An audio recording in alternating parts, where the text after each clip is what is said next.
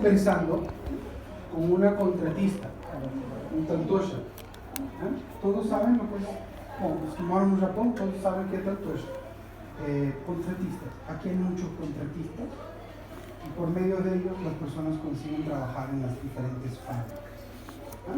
Aquí se usa mucho, tal vez no sé si en México es costumbre, pero aquí se usa bastante.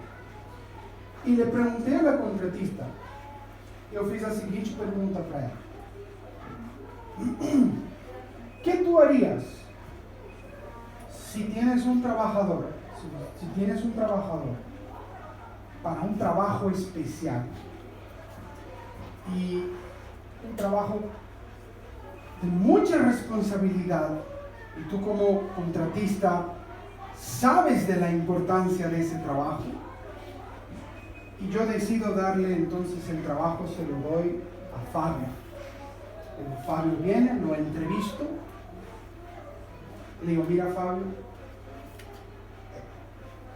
no me falles, es un trabajo importante. Fabio, no hay problema. Fabio entra a trabajar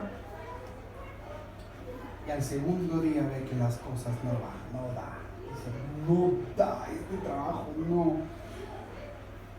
Al tercer día Fabio ya no regresa. Es una historia medio que común. En Japón se hace mucho. Yo muchas veces he escuchado: no regresé, ya no fue. Yo nunca he trabajado en una fábrica en Japón, entonces tuve que hacer las preguntas para saber. ¿Ok? ¿Están me acompañando todos? Amén. Y le pregunté a la contratista, y esta persona ya no viene. Al día siguiente ya no viene. Se echó para afuera. ¿Tú cómo te sentirías? Le dije: yo no ficaría feliz. Me dijo: no, yo no me quedaría feliz.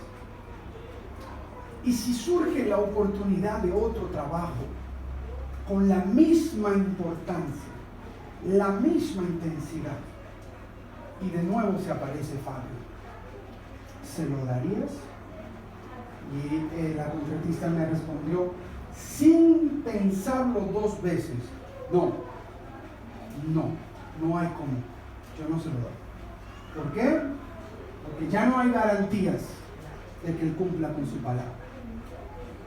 ¿Entendieron todos el estudio? Amén.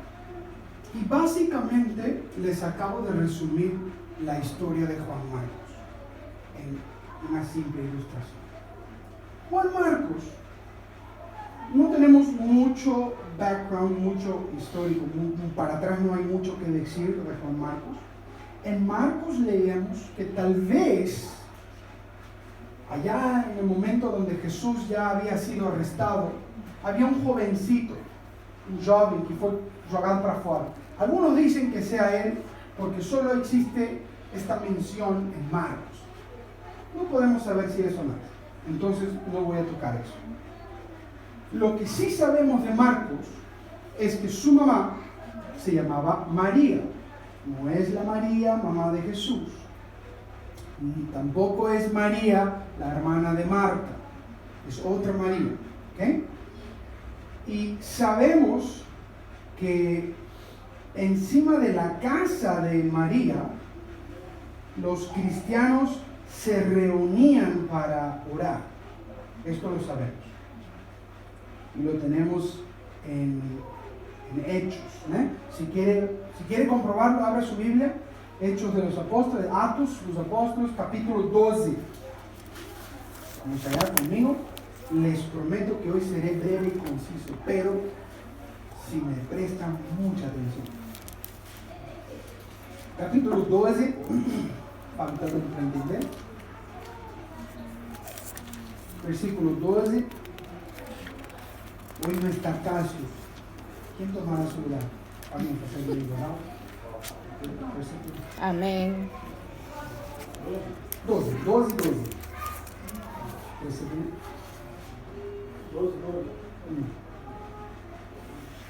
E, considerando que mesmo foi a casa de Maria, mãe de João, que tinha por sobrenome Marcos, onde muitos estavam reunidos e oravam. Beleza. Entonces, estamos hablando del mismo personaje, ¿cierto? João, que también se llamaba Marcos, João Marcos, o evangelista. João Marcos, su mamá se llamaba, ¿cuál era el nombre de su mamá? María. María. ¿Y para qué servía a casa de María? Para orar. Ahí se reunían los apóstoles, se reunían los cristianos, era un lugar de oración. ¿Amén? Entonces lo primero que quiero hacer es una pausa aquí. Y quiero que usted me dé mucha atención. Es imposible que tu casa sea un lugar de oración y un lugar donde hay meditación de la palabra y que las personas en ella de alguna forma no sean influenciadas por el Señor. Amén. ¿Quieres ver a tu familia bendecida?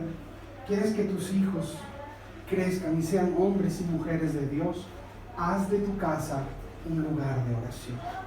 Ese es el primer punto que quiero sobresalir en esta noche. Haz de tu casa un lugar de oración. Es tu casa. No pienses, se va a incomodar la visita. Que la visita se sienta bien en su casa. Haz de tu casa un lugar de oración. Ora con tus hijos. Ora con tu esposa. Medita la palabra de Dios. Na hora do café da manhã, compartan. Oye, ¿sabes qué? Dios me ha hablado. Estaba estudiando, estaba leyendo Juan, estaba leyendo. Y yo sentí que Dios me dijo esto. Oye, ¿de verdad? ¿Cuántas veces? Yo también. Y tú, y mis hermanos. María abrió su casa. Y en su casa se hacía oración. No había iglesias, no había lugares como este. No había grandes catedrales ni nada de eso. Se reunían en las casas. Amém? Amém.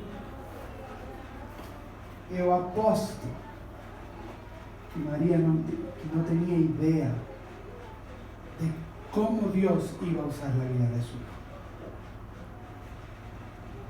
¿Continuamos? Sabemos que su mamá era María. Y alguien también, acho que Carla dijo que él era discípulo de Pablo, no necesariamente discípulo de Pablo, pero estaba involucrado en el trabajo de Pablo y veremos eso más adelante. ¿Amén? Ahora, ¿dónde entra en vigor? ¿Cuál es la importancia? ¿Dónde entra en la escena Juan Marcos? ¿Ustedes se acuerdan lo que sucede con Judas? ¿O qué aconteceu con Judas después de traer a Jesús?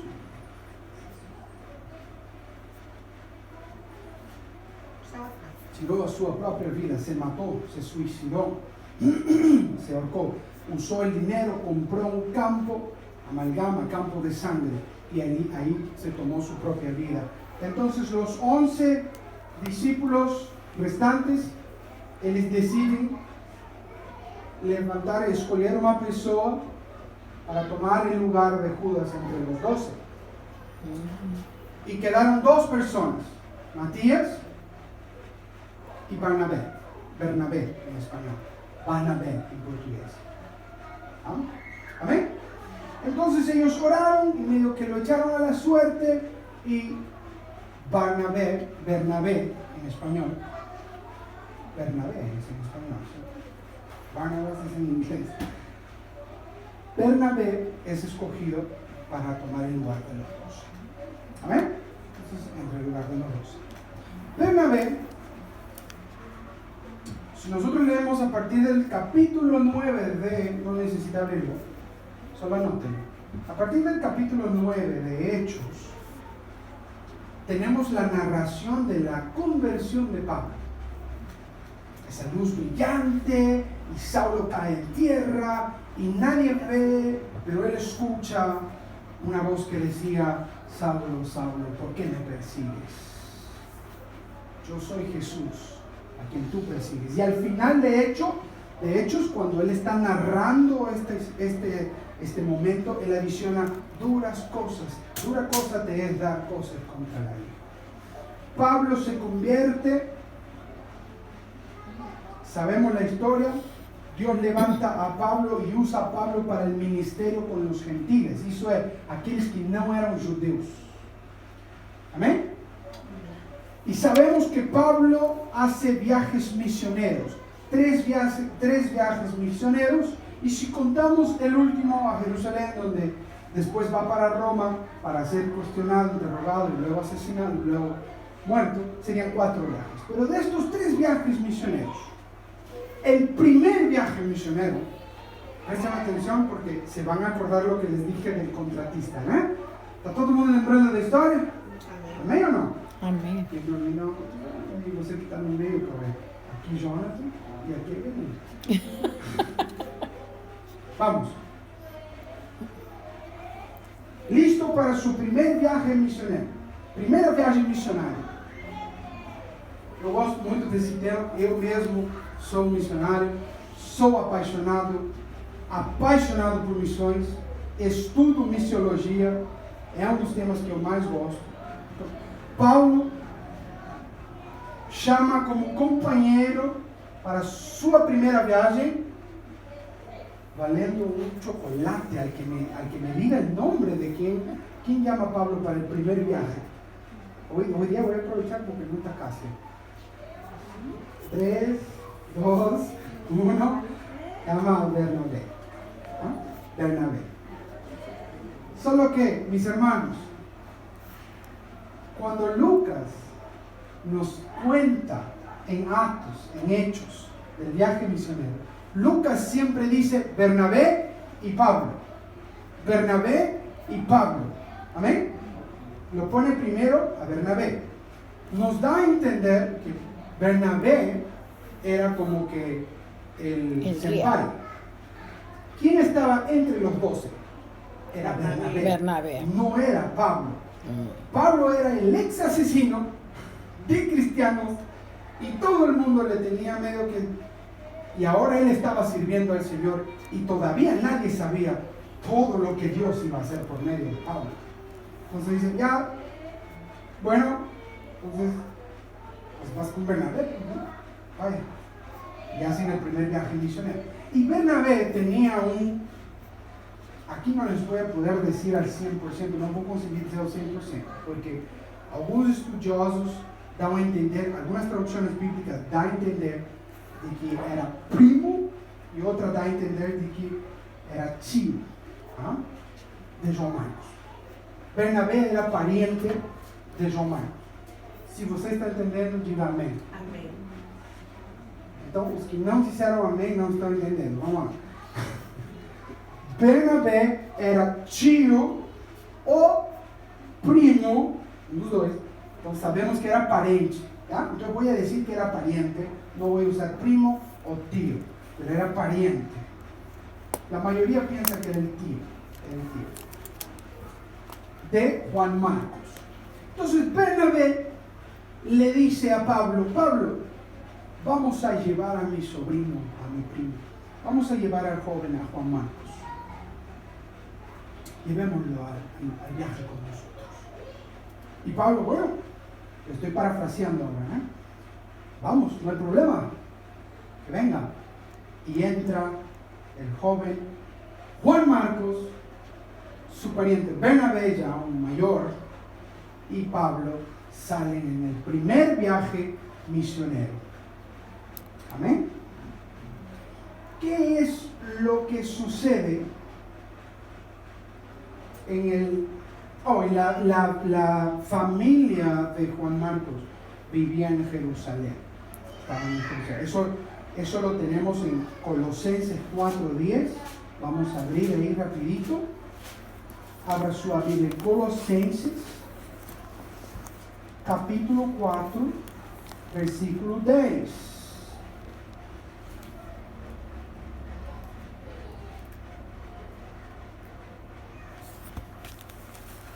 Se você encontrou, diga amém. Amém. Amém. 4:10 diz assim: Aristarco, meu companheiro de prisão, envia-lhes saudações, les envia saludos. Así como también Marcos, y en esta traducción dice primo, y en el tuyo dice sobrino. Entonces no estoy inventando y tampoco estoy confundido. Algunas traducciones dicen primo, otras sobrino. Lo importante es que eran parientes, ¿no? Sobrino o primo ahí de Marcos si él fue a visitarlos. Entonces eran parientes. Marcos acompaña a Pablo y a Bernabé y juntos se van desde Antioquía a Siria. Se van para Siria, en lo que sería el primer viaje misionero que nosotros conocemos como viaje misionero de Pablo, no de Bernabé, lo conocemos como Pablo. ¿Okay? Lo que sucede es que en un determinado momento las autoridades romanas comienzan a cuestionar a Bernabé y a Pablo, que en ese momento era Saulo, ¿verdad? Entonces Pablo, muy inteligentemente, hace un switch. Deja de lado su nacionalidad hebrea y él también tenía nacionalidad romana. Su nombre romano era Pablo. Era una nacionalidad adquirida con dinero, ¿ok? Esto es historia. Es historia, y mismo Pablo lo dice cuando está hablando con las autoridades. Entonces, al hablar con una autoridad romana, Bernabé, un judío, los judíos, hermanos, acuérdense, Roma, el imperio romano había subyugado, conquistado a los judíos. Entonces los judíos estaban subyugados al imperio romano. Cuando una autoridad romana jala a los dos para hablarles, lógicamente que ahí hay medio que un change, ¿no? Como que Pablo, una cosa así, use la imaginación, como que Pablo le dice a Bernabé, deja conmigo, señores, y entra pues Pablo como romano para hablar. Entonces en ese momento parece que hay una inversión ahí del comando y Pablo pasa a estar a cargo del viaje misionero. Pero nos cuenta la palabra del Señor, y aquí viene el punto crucial de nuestra historia, que cuando estaban yendo a Chipre, la isla de Chipre, nosotros podemos ver que ese viaje de Pablo fue el que menos fruto rindió. Tenemos la palabra de Dios, nos dice que hubo solamente, de la cuenta que podemos hacer, un convertido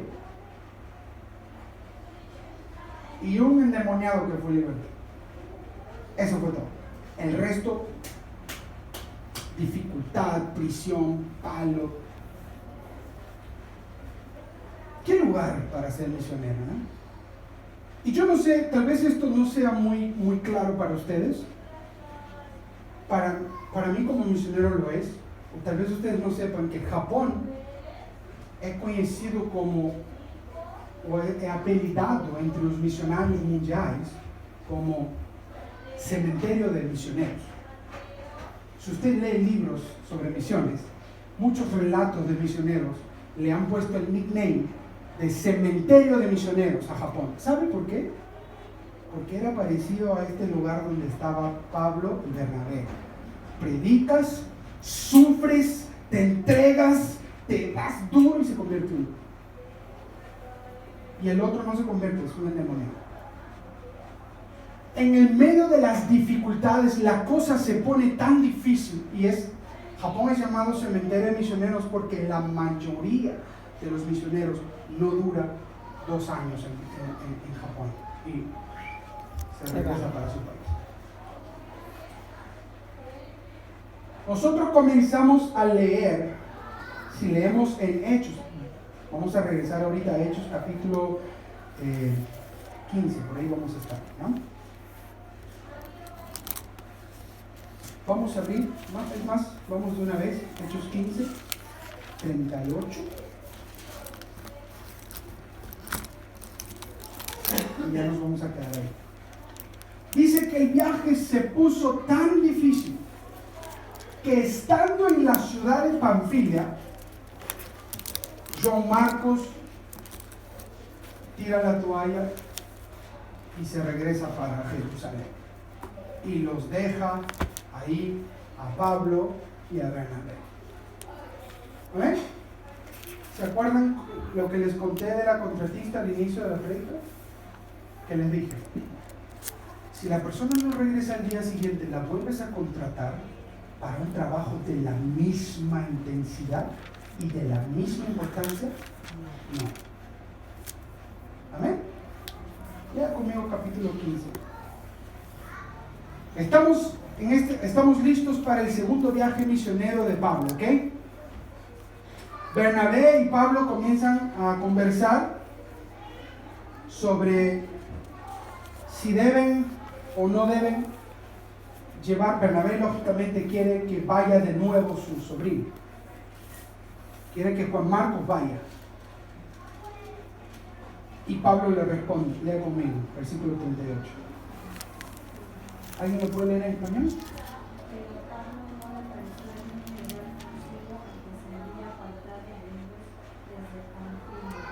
Entonces, no está muy diferente de la respuesta que me dio la contratista. No lo voy a contratar de nuevo porque, ¿y si me deja de nuevo? Pablo está diciendo lo siguiente, hermanos. Pablo está diciendo lo siguiente. O cara fugiu, o cara abandonou. No. Y a un segundo viaje misionero, ¿lo vas a volver a llamar? No, a Cauê ya no, gracias. Eu dei uma oportunidade para o Cauê. O Cauê fez isso? No, gracias. Lean el 39, ¿qué sucede a raíz de esto? A Bernabé no le gusta mucho. Alguien lee el 39 en voz alta, por favor. Y hubo tal desacuerdo entre ellos que se separaron el uno del otro. Bernabé, tomando a Marcos, navegó a Chipre. Mi versión dice que tuvieron un desentendimiento serio. Lucas no nos dice quién tuvo la razón. Lucas no entra en mérito de, no, verdad es Pablo, no, Bernabé, estás mal, no. Porque a partir de ahí lo que sucede es lo siguiente. Bernabé e Paulo se desentendem e dizem que sabe quem, meu irmão? Então é o seguinte, Paulo diz assim, eu vou ir com Silas. E Bernabé diz, então eu me vou com Juan Marcos. Pablo agarra Silas e se van para Antioquia. Bernabé agarra a Juan Marcos. Y se van para Chipre. Lo que Lucas dice es, en vez de decir quién tenía la razón, ¿no? Dice, bueno, pues ahora hay 2 viajes misioneros. Gloria a Dios. Pero hubo un desentendimiento. Pablo ya no quería trabajar con Juan Marcos. El título que le di a esta historia fue Juan Marcos de inútil a útil, de misionero desertor al primer evangelista. Porque en esa altura nadie sabía que el primer evangelio, la primera narrativa respecto de la vida de Jesús, vendría de las manos de este hombre, Juan Marcos. Pero ¿cómo? Un hombre en el que ya no se le puede confiar. Y 10 años más tarde, no sabemos qué más, la Biblia no nos cuenta cómo fue el viaje de Bernabé y Marcos. La Biblia nos cuenta cómo fue el viaje de Pablo y de Silas. Y sabemos que nacen las iglesias en Filipos, nacen las iglesias en Colosos, nace la iglesia en Éfeso, comienza el evangelio a expandirse por todo el mundo. Pasan 10 años y lo que vemos, bueno, también creo que es necesario decirles que el nombre de Bernabé significa hijo de la consolación. Lo mejor que le pudo haber sucedido a Juan Marcos es haber caminado con Bernabé. Y no solo con Bernabé, sino también con Pedro. Miren lo que 10 años más tarde, cuando Pablo está escribiendo, le escribe a Timoteo, ya llegando. Lean conmigo 2 Timoteo capítulo 4, versículo 11. Ya se habían pasado más de 10 años a esta altura. El que le encuentre, por favor, en voz alta.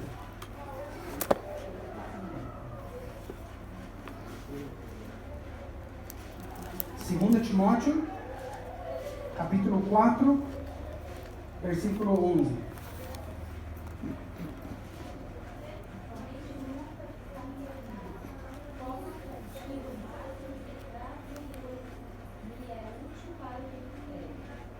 ¿Qué dice en español? No importa. Toma a Marcos y trae conmigo porque más útil para mi ¿Me es? Útil. Un momentito. Sí, es 2 Timoteo. Timoteo capítulo 4, 11. Un momentito. Sí. El que está escribiendo esto fue el mismo que discutió con Bernabé y le dijo a Juan Marcos, no lo llevo, no voy con Juan Marcos, yo con Carla no trabajo más. Falló y se acabó. Ahora Pablo, la gracia del Señor ha trabajado durante estos años. Pablo por un lado, Juan Marcos por otro lado, ambos sirviendo al Señor. Y ya llegando al final, ahí en dirección al final a su vida, Pablo dice, Timoteo, hazme un favor, cuando vengas, tráeme a Juan Marcos, porque me es útil para el ministerio.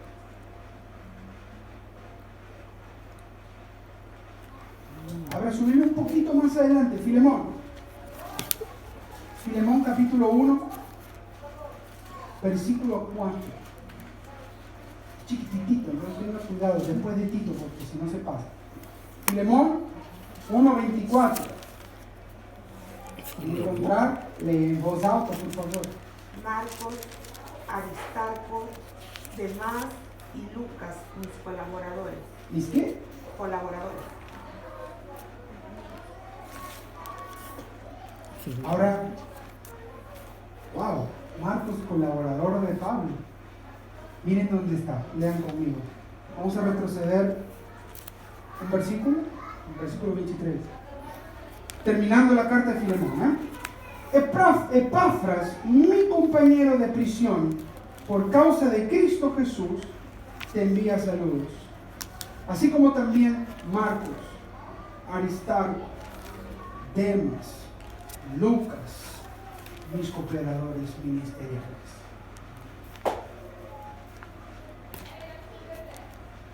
Poco tiempo después de esto, Pablo muere. Pablo es sacrificado, ¿no? Pablo es martirizado. Y lo que tenemos es que Dios usa la vida de Juan Marcos para escribir de la propia boca de Pedro lo que sería el primer evangelio. ¿Saben por qué lo escribe? Porque comienza a encenderse la persecución contra los cristianos. Ahora los cristianos están saliendo, están predicando. Se está aproximando el día en que el templo será destruido, luego viene el gran incendio de Roma, y en este momento los cristianos necesitan tener un relato que dure por el tiempo de las cosas que hizo Jesús. El primero es Juan Marcos, y él escribe el Evangelio según Marcos. Después viene Mateos, coge el trabajo de Marcos y lo dirige a los judíos, aumentándole los sermones de Jesús. Luego viene Lucas, compañero de Pablo, y dice, voy a usar tu trabajo, Marcos, has hecho un excelente trabajo. Y escribe el Evangelio de Lucas y Hechos. Lo que yo quiero decirles con esta palabra y lo que Dios ministró en mi corazón. Romanos 3:24, vamos a terminar ahí.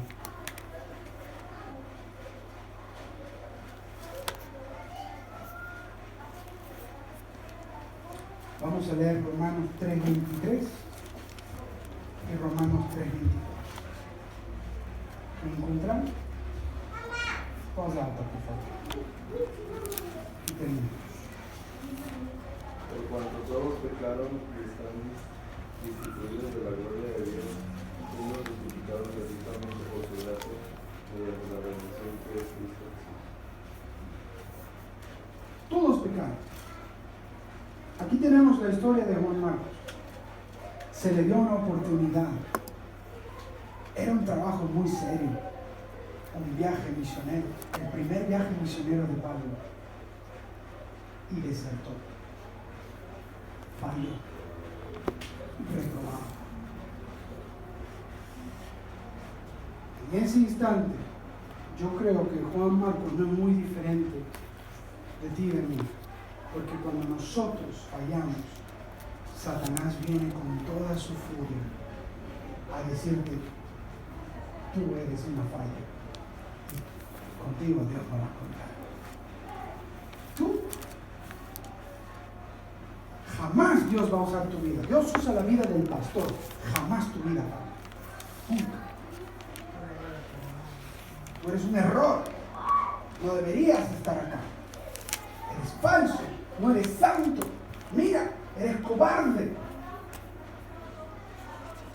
Y qué hermoso saber lo que el propio Pablo escribe en la primera carta a los Corintios. Dice, Dios escogió las cosas locas de este mundo para humillar las sabias, las débiles para reducir a nada a las fuertes, las que nada son para humillar a las que algo son. Dios te escogió a ti. Así como Dios le dio una segunda oportunidad a Juan Marcos, y Juan Marcos pasa de ser un desertor, un misionero que falló, pasa a ser el primer evangelista. Y tenemos narrativa en la historia de que Marcos sale predicando el evangelio por Egipto, y por donde ese hombre pasaba las personas se iban convirtiendo a Cristo Jesús. Y yo creo vehementemente como pastor que tú eres como Juan Marcos. Porque cuando Dios me dio esta palabra, el Espíritu Santo fue muy claro conmigo. Tú no te preocupes. Y tal vez Satanás te haya marcado perdedor, nada. Hoy, tal vez estás viviendo bajo la sombra de el miedo, el temor a decir palabras como Señor, esme aquí está mi vida, úsame, porque no te sientes digno, porque no te sientes capaz, porque te sientes débil, frágil. Mas Dios está trabajando en todo. Dios está trabajando.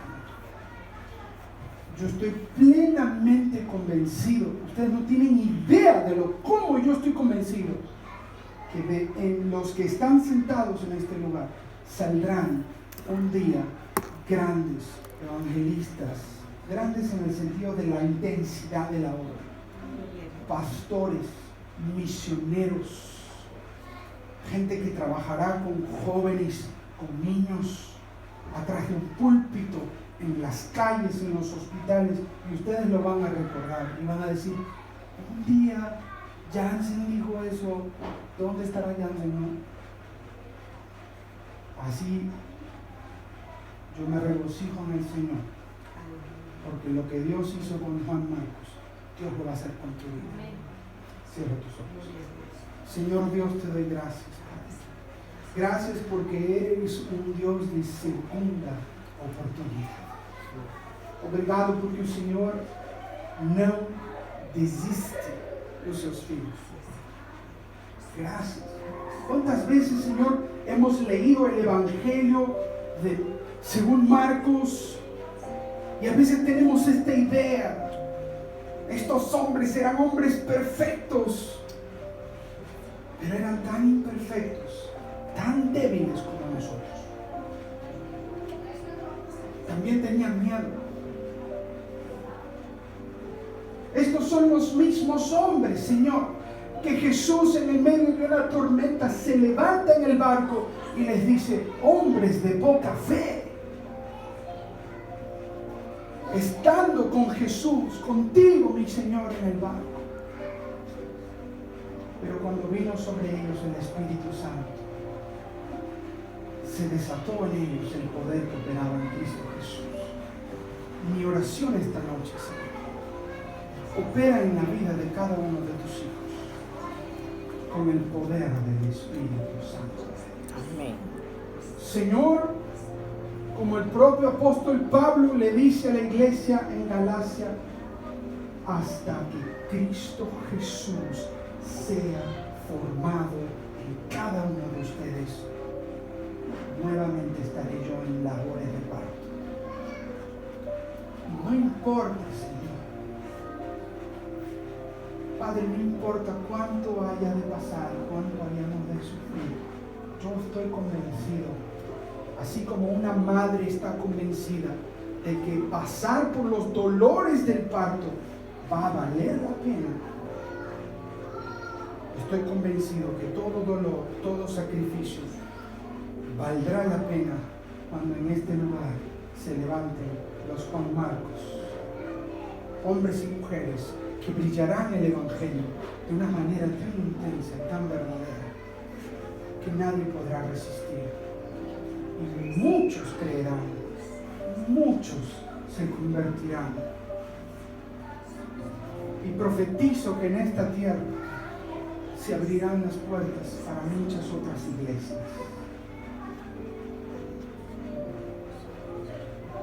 Y Jesucristo será el Señor de esta nación. Porque si tú, mi Dios, hiciste eso con aquellos pocos hombres, lo puedes hacer con los que hoy estamos aquí. ¿Qué es lo que falta hacer? Aquí están nuestras vidas. Usa mis manos. Dile al Señor, usa mis manos. Señor, te entrego mi corazón, te entrego mi mente, mis dudas, mi debilidad. Te entrego todo, Señor. Haz de mí lo que hiciste en aquellos hombres. Haz de mí, Señor, un Juan Marcos. En el nombre de Jesús. Oramos, Señor. Amén. Que el Señor añada bendición a su palabra. Que tú puedas meditar en esto que has escuchado hoy. Amén. No permita que llegue el lunes, el martes, y esta palabra se vaya. se maneja de tu corazón. Los animo a continuar leyendo también el Evangelio de Juan. Nós estamos estudando ainda. Sábado que vem, vamos ir capítulo por capítulo, sin prisa. Vamos. Eu não sei quem tem esse costume, mi papá hace esto. Quando come pollo, frango, ele chupa até o osso, el hueso, lo muerde. Chupa, eu nunca vi algo assim. ¿Alguien hace eso? ¿Se lo has visto? Yo. Nunca más le voy a decir a mi papá que es loco, entonces. Porque lo muerde y el hueso termina todo trituradito. ¿Y qué hace papá?